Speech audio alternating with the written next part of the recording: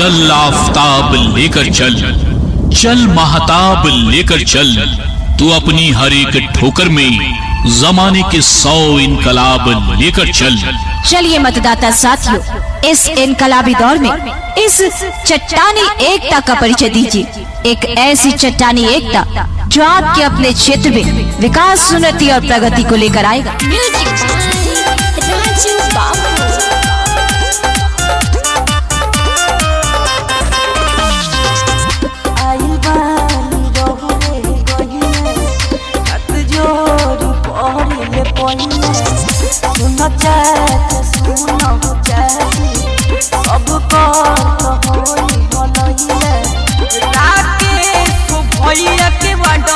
चर्चा चलेला रोजीना रोजीना, चलो ये दादी रउआ वोट जाके दीना।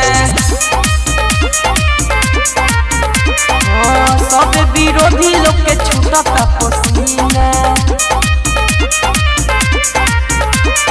खत लिखा मगर बात लिख न सका, खत लिखा मगर बात लिख न सका, बेसब्री ने जज्बात लिख न सका। चलो भैया चलो ये भाभी बड़ा जानी देरिया हो, चलो भैया चलो ये भाभी बड़ा जानी देरिया हो।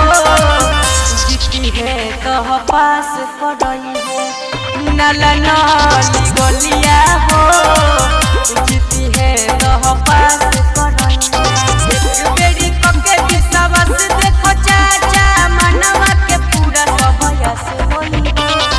भैया रकेश जदी बनी जाई है वार्ड तो पंचायत में सबके विकास होई हो। कि हर जोर जुल्म के टक्कर में संघर्ष हमारा नारा है, हर जोर जुल्म के टक्कर में संघर्ष